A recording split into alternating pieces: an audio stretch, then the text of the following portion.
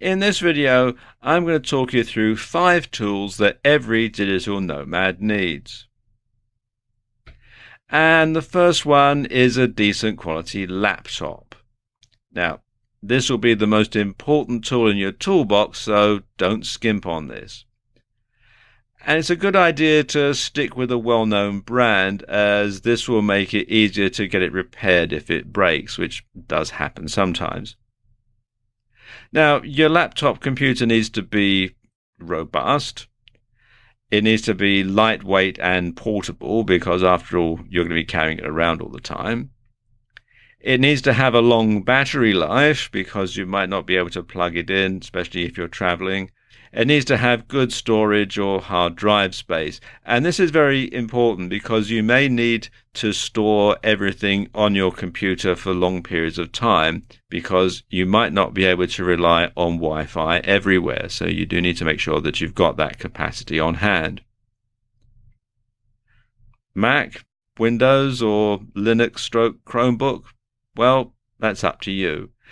And it depends a lot on your personal preference and what you intend to use it for.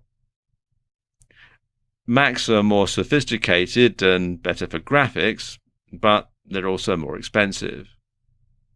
Windows laptops have more variety and there's more software available, especially now Windows 10 has come out. And Chromebooks are cheaper, but they're of limited use. But if you're going to be doing lots of writing on the road and not a lot else, a Chromebook could suit you down to the ground. Now let's take a look at some good laptops that are recommended for nomads. Now I'm using Amazon.com for all this, but it's a good idea to shop around and find the best deal in your country or where you happen to live, because you might be able to find a very good deal out there. Okay, let's look at some of the computers here.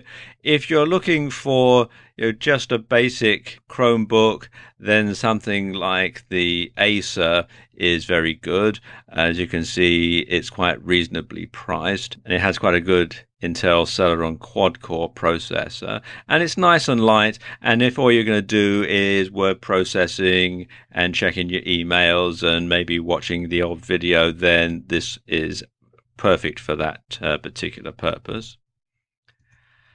You want to go up a bit more, then the Microsoft Surface Pro 4 is probably a very good thing to get.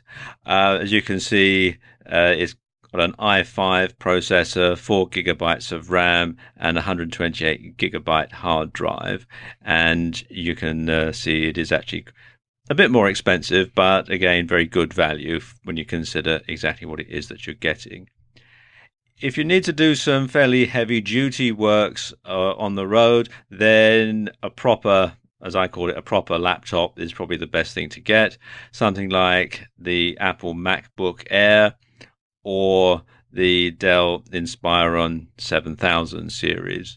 All work very well, and they're all quite robust and can handle all sorts of stuff, from writing to graphics to video editing and that sort of stuff. You'll also need a good smartphone. And the reason for that is there are many apps that can make life easier on the road. Now, when you're choosing a smartphone, you want to make sure that it gets at least 3G. Now, 3G is fairly widespread throughout the world, but 4G and 5G are fairly limited to large towns and cities in fairly well-established countries. So what you should do is get one that does at least 3G, because then you'll be able to connect in more places. You also want to have one that's got Bluetooth so that you can connect your laptop to the internet when there's no Wi-Fi.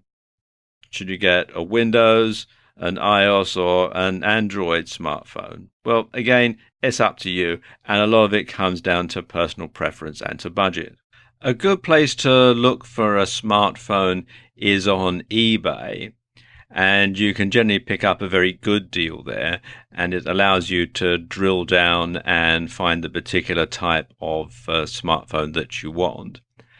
Now, when you do buy a smartphone, be sure to get one that's unlocked, and that means you're not tied to any particular network. And this can come in very handy if you're going to be in a country for any length of time. You can get a SIM-only deal or a pay-as-you-go SIM for making local calls and receiving local calls. And you can actually redirect your main number through to your new local number, and it can work out quite economical that way.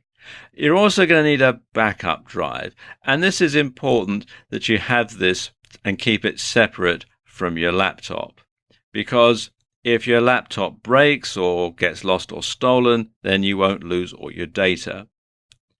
And you also want to back up programs as well, so it's a good idea to get one that's got a pretty decent storage capacity. Again, eBay is probably the best place to look for this piece of kit.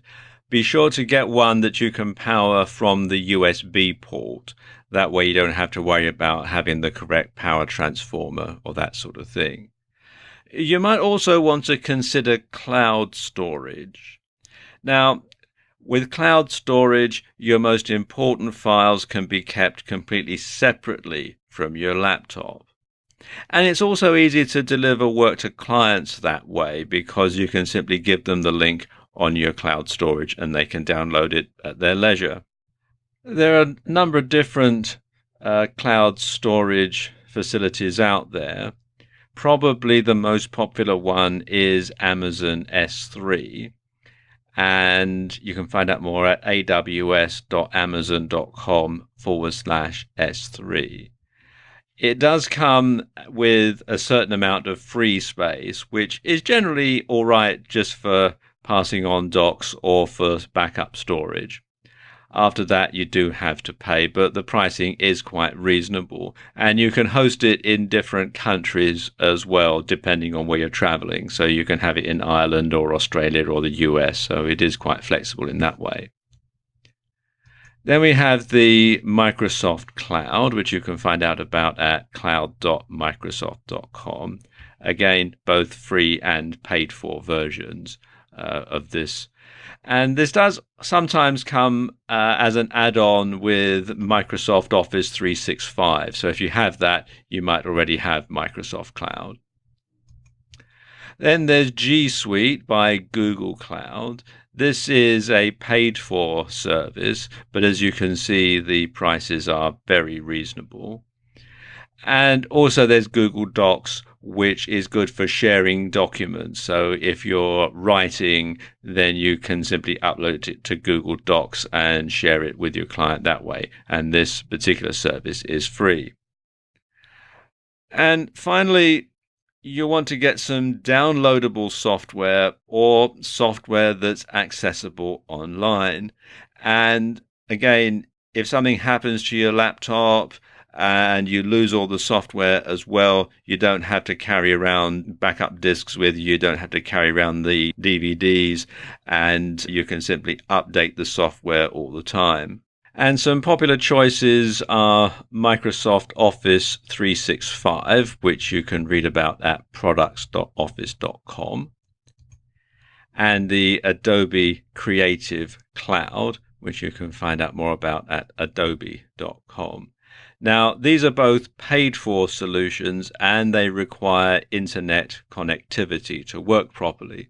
So you might also want to get some open source Office software that you can download onto your laptop and use. Good ones to go for are Apache OpenOffice, which you can find here at openoffice.org, and its offshoot LibreOffice, which you can find here at libreoffice.org. And the great things about these is they are free, so you don't have to pay out for them. And of course, you can download the software from the internet, so you don't have to carry around any CDs or DVDs with the software on it. And I'll let you into a little secret. I'm actually using LibreOffice Impress to make the graphics for this video. So there you go, 5 tools that every digital nomad needs.